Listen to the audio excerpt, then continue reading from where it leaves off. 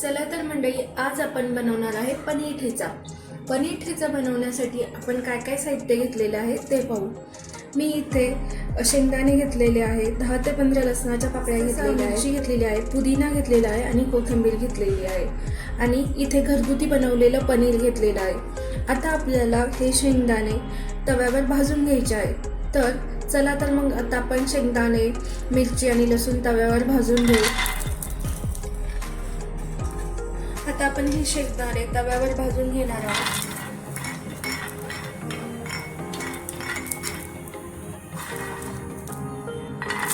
मी याच्यावर मिरची आणि लसूण पण भाजण्यासाठी ऍड करणार आहे.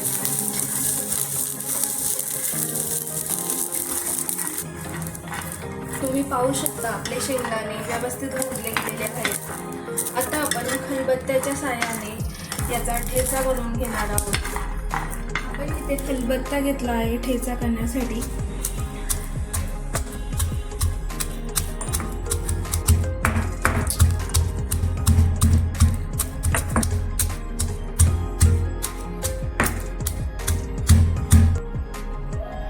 आता आपण याच्यामध्ये कोथिंबीर आणि पुदिना ऍड करणार आहोत.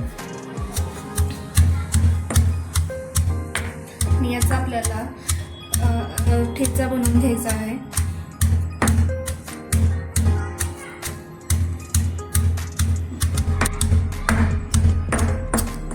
मी या ठेच्यामध्ये चवीपुरतं मीठ ऍड करत आहे.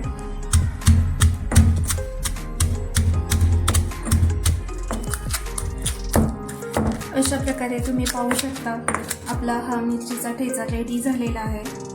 मी मिरचीचा ठेचा इथे बाउलमध्ये काढून घेतलेला आहे. आता आपल्याला पनीरला ह्या मिरचीच्या ठेच्याचं कोटिंग करायचं आहे. आपण अशा प्रकारे कोटिंग करून घेणार आहोत.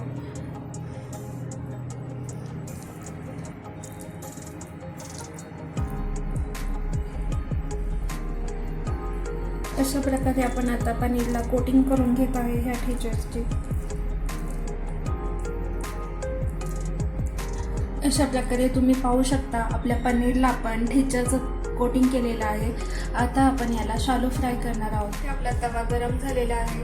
ह्या तव्यावर मी 1 टेबलस्पून तेल टाकत आहे. यावर पनीर शालो फ्राय करणार आहोत.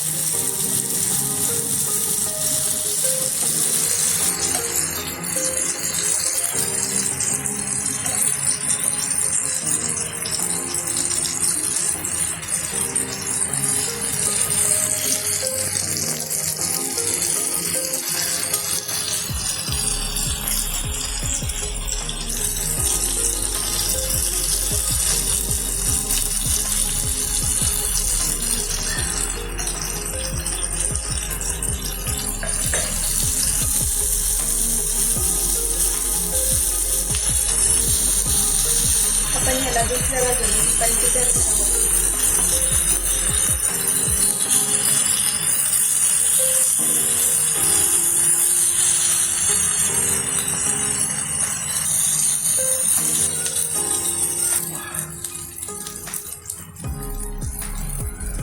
अशा प्रकारे तुम्ही पाहू शकता आपला पनीर ठेचा हा शालो फ्राय झालेला आहे.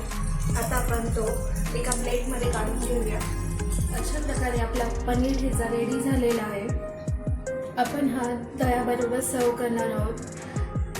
तर चला तर मग या खायला पनीर ठेचा